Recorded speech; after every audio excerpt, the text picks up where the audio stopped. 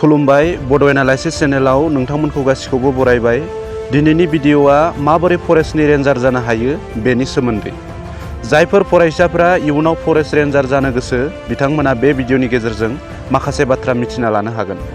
Forest रेन्जार जानो थाखाय बेसेबां फरायनाय जानांगौ, मा स्ट्रिमाव फरायनाय जानांगोन, मा आनजाद होनांगोन, बैसोआ बेसेबां जानांगौ, सेलेक्शन प्रसेसआ माबायदि जायो, बेफोरनि सायाव बे भिडिअनि गेजेरजों नोंथांमोना मिथिनो हागोन। लोगोसे नायगिरि नोंथांमोननो फोरमायखानाय जायोदि जायफोरा कमेन्टनि गेजेरजों माखासे टपिकनि सायाव भिडिअ बानायनो होदों, आं बेफोरनि सायाव लासै मोनफा मोनफा भिडिअ लाबोगोन। फरेस्ट रेन्जारनि एप्लाइआ दासान्दि सोलिगासिनो दं हिसाबै बेखौ सिगांसिनै लाबोनाय जाबाय। नोंथांमोना अनसायोब्ला फैगौ 1 आगस्टनिफ्राय आं गुबुन गुबुन आयदानि सायाव रेगुलार भिडिअ लाबोगोन। आंनि भिडिअखौ अनसायो ना अनसाया बेखौ नोंथांमोननि सायाव हगारना होनाय जाबाय।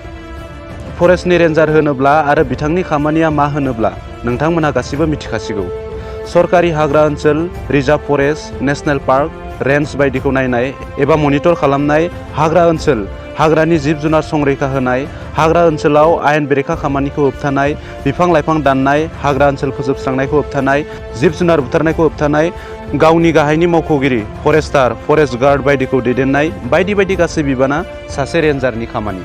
फरेस्ट रेन्जारा ग्रुप बी थाखोनि मोनसे साख्रि, बेयो मोनसे मोजां केरियार। सासे फरेस्ट रेन्जारा जागायजेननायनिफ्राय लानानै दानफायाव 22,000निफ्राय 97,000 1 लाख गाहामसिम बेथन बा सालारि मोननो हायो। आंनि मिथिनायाव जोंनि आसामाव फरेस्ट रेन्जार जानो थाखाय मोननै लामा दङ एबा राहा दङ। मोनसेया जाबाय APSCनि फरेस्ट रेन्जारनि एग्जाम होनानै पास जानानै डाइरेक्ट रेन्जार जानो हायो, आरो गुबुन मोनसे राहाया जादों फरेस्ट डिपार्टमेन्टआव अलरेडि साख्रि मावखानायफोरा सेनियर बेसिसआव प्रमोशन एबा डिपार्टमेन्टेल एग्जाम होनानै फरेस्ट रेन्जार जानो हायो। बे भिडिअआव आं नोंथांमोननो डाइरेक्ट आनजाद होनानै फरेस्ट रेन्जार जानायनि सोमोन्दै फोरमायगोन। सासे सुबुं एबा बिजाथिया फरेस्ट रेन्जार जानोब्ला स्टेट पाब्लिक सार्भिस कमिसना खुंनाय फरेस्ट रेन्जारनि एग्जामखौ होनो नांगोन। आसामाव रेन्जार जानोब्ला APSCआ खुंनाय फरेस्ट रेन्जार एग्जामखौ होनानै पास जायोब्लासो फरेस्ट रेन्जार जानो हायो। फरेस्ट रेन्जारनि आनजाद होनो थाखाय सासे बिजाथिया साइन्स स्ट्रिमाव फरायनानै ग्रेजुएसन जानाय जानांगोन, नङाबा बेचलर अफ इन्जिनियारिं डिग्री लानाय जानांगोन। बेचलर अफ साइन्सनि बेलायाव agriculture, botany, chemistry, computer application, computer science, environmental science, forestry, geology, horticulture, mathematics, physics, statistics, veterinary science, zoology बेफोर आयदानि जायखिजाया मोनसेयाव BSc बा ग्रेजुएसन खालामनाय जानो नांगोन। इन्जिनियारिंनि बेलायाव agriculture, chemical, civil, computer, electrical, electronics, mechanical जायखिजाया मोनसे आयदायाव बेचलर अफ इन्जिनियारिं खालामनाय जानो नांगोन। गुसुङै बुंनो थाङोब्ला APSC एग्जाम होनानै थोंजोङै रेन्जार साख्रि मावनोब्ला एडुकेसन क्वालिफिकेसना BSc नङाबा bachelor of engineering degree pass जानाय जानांगोन। बैसोआ 21निफ्राय 38 बोसोरनि गेजेराव जानांगोन। SC ST फोरा 5 बोसोर एज रिलेक्सेसन मोनो हिसाबै SC ST फोरा 21निफ्राय 43 बोसोर बैसोनि मानसिया रेन्जारनि थाखाय आनजाद होनो हागोन बा एप्लाइ खालामनो हागोन।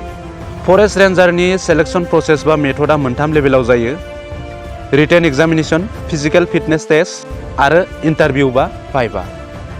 APSCनि रेसेन्ट नटिफिकेशन मथे रिटेन एग्जामा गासै 600 नम्बरनि जायो। बेयाव गांब्रै पेपार थायो, इंलिश, जेनेरेल नलेज आरो अपसनेल पेपार गांनै थायो, गासै गांब्रै पेपार। इन्टारभिउ एबा भाइभायाव गासै 75 नम्बर थायो। आरोबाव दा बावैसो APSCनि नटिफिकेशन बायदिब्ला फरेस्ट रेन्जार जानो थाखाय सासे जेनेरेल, OBC, MOBC केटेगरिनि हौवा बिजाथिया 163 सेन्टिमिटार गोजौ जानांगोन आरो हिन्जावसा बा आइजोफोरा 150 सेन्टिमिटार हाइट थानांगोन। ST फोरनिया हौवाफोरा 152 बा 152 सेन्टिमिटार गोजौ जानांगोन आरो हिन्जावसा बा आइजोफोरा 145 सेन्टिमिटार गोजौ एबा हाइट थानांगोन। सेसनि जखाखौ स्क्रिनाव होदों, नोंथांमोना गावनो नायना लादो। बेफोरखौ दासान्दि सोलिबाय थानाय फरेस्ट रेन्जार रिक्रुटमेन्ट नटिसनिफ्राय लानाय जादों। बेफोर गासै एलिजिबिलिटि क्राइटेरियाफोरा गोरोबोब्लानो APSCआ खुंनाय फरेस्ट रेन्जार रिक्रुटमेन्ट एग्जामखौ होनानै पास खालामनो हायोब्लानो सासे सुबुं बा बिजाथिया फरेस्ट रेन्जार जानो हायो। जायफोरा फरेस्ट रेन्जार जानो गोसो आरो एलिजिबिलिटि क्राइटेरियाफोरा दङ, बिथांमोननि थाखाय मोजां खौरां दि दासान्दि फरेस्ट रेन्जार एग्जामनि थाखाय एप्लाइ खालामनाया सोलिगासिनो दङ। गासै अल आसामाव 50टा पस्ट 50 पस्ट दङ। बे आनजादखौ APSCआ खुंगोन। थांनाय 20 जुन 2025 निफ्रायनो एप्लाइ खालामनाया स्टार्ट जादों। फैगौ 20 जुलाइ 2025सिम एप्लाइ खालामनाया थागोन। थामहिनबा 20 जुलाइसिम एप्लाइ प्रसेसा सोलिबाय थागोन। 20 जुलाइआ लास्ट डेट। मा एलिजिबिलिटि क्राइटेरिया थानांगौ बेखौ आं एसे सिगाङावसो फोरमायखाबाय।